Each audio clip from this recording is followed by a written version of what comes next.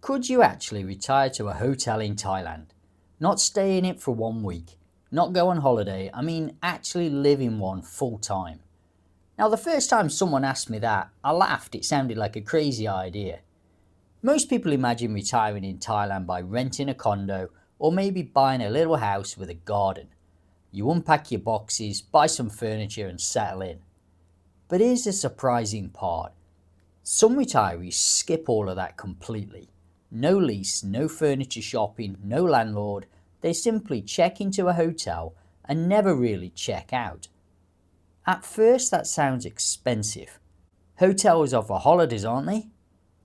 But once you start looking at the numbers, and more importantly the lifestyle, it actually makes a lot more sense than you might think.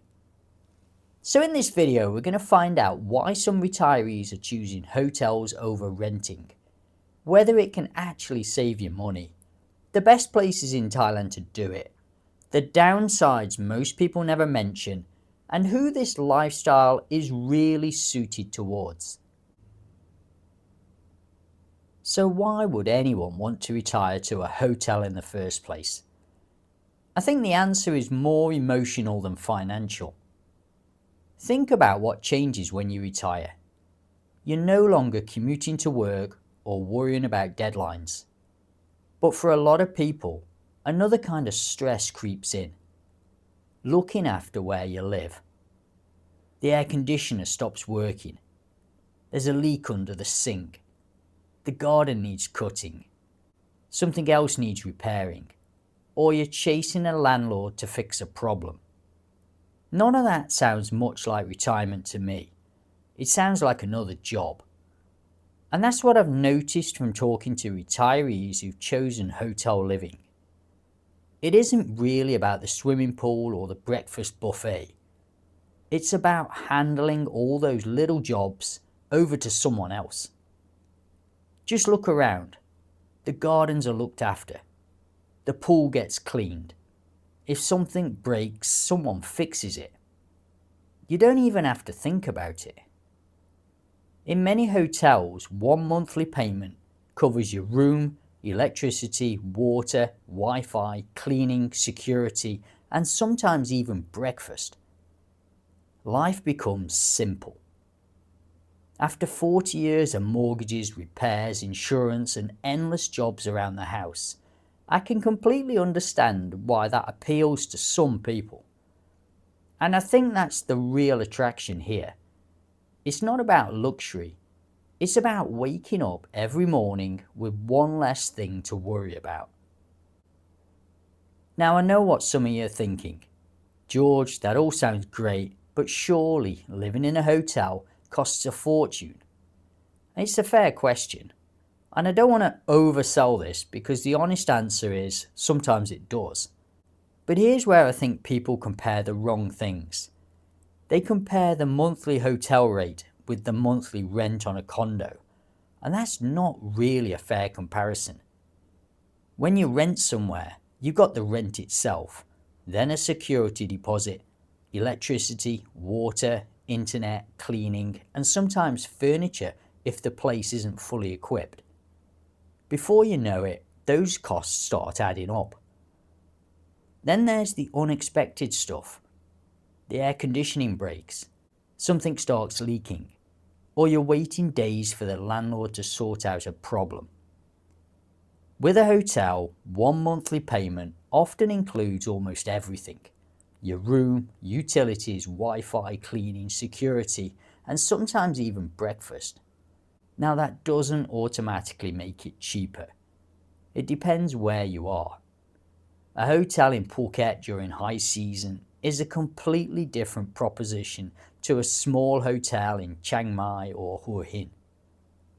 The type of hotel matters. How long you're staying matters. And something a lot of people overlook, negotiation. Independent hotels will often offer surprisingly good discounts if you're staying for a month or two. Sometimes they've never even advertised online. You just have to ask them. So instead of comparing rent with a hotel room, compare your total monthly cost of living. When you do that, The difference is often much smaller than you'd expect, and in some cases, there isn't much difference at all. So where in Thailand does this actually work? Well, the good news is you've got plenty of options. The trick is finding somewhere that matches the kind of retirement you want.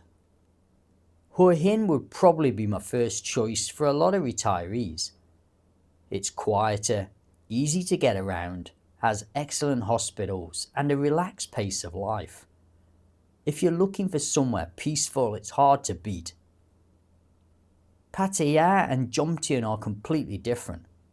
There's far more choice when it comes to hotels, which means plenty of competition and often some very good long stay deals. If you like having everything on your doorstep, they're definitely worth considering. Chiang Mai is another interesting option. Accommodation is generally cheaper than the beach destinations. There are lots of serviced apartments, and the cooler weather is a big plus for some people. Then you've got Phuket and Samui. Beautiful places to live, no doubt about it, but you're usually going to pay more, especially during the busy season. If your budget stretches to it though, waking up near the beach every day is a pretty nice way to spend your retirement. At the end of the day, it all comes down to your lifestyle, not just your budget. Now, something I think people get wrong about this idea is that retiring to a hotel doesn't mean just one thing. There are actually a few different ways people do this. The simplest option is the traditional hotel. Your room, cleaning, reception, maybe breakfast, everything is taken care of.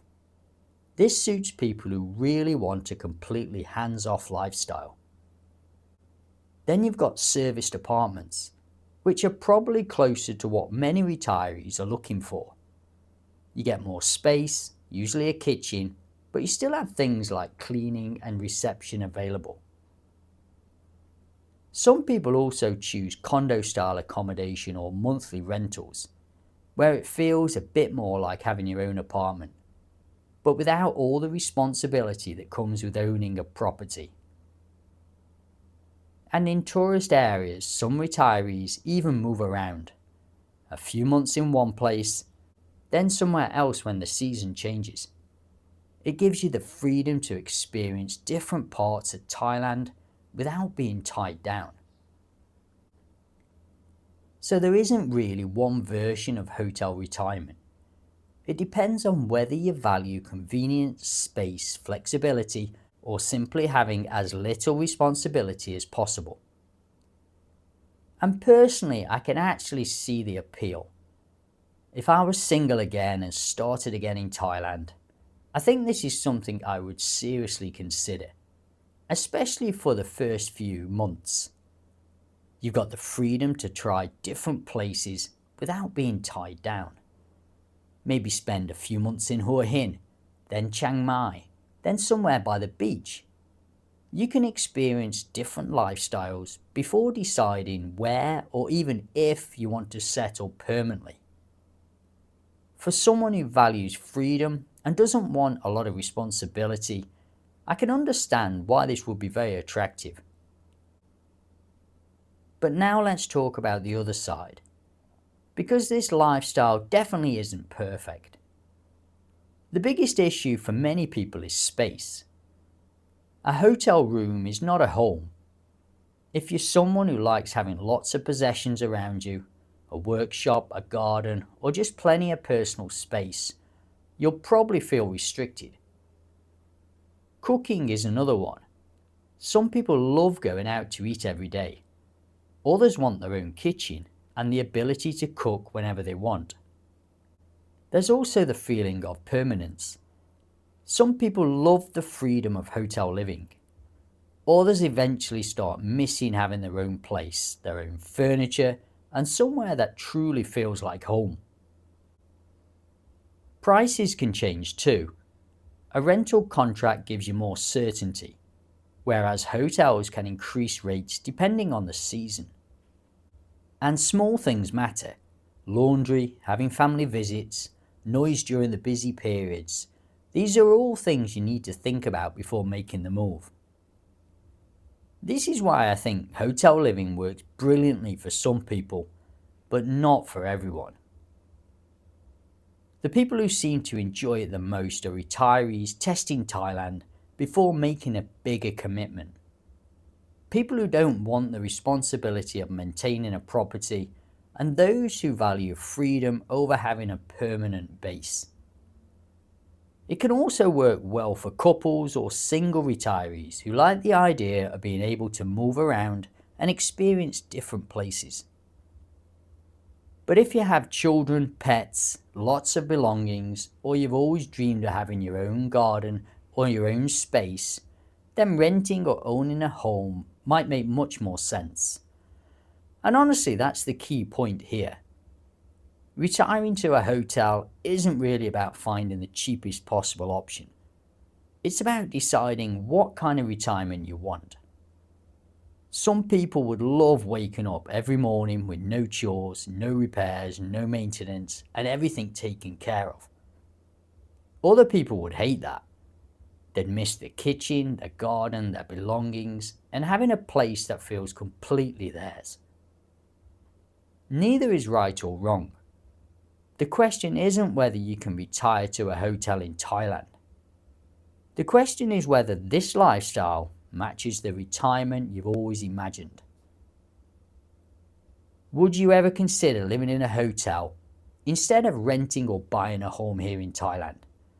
Let me know in the comments below. I'd love to hear what you think. Thanks for watching today, guys. Take care, and I'll see you on the next one.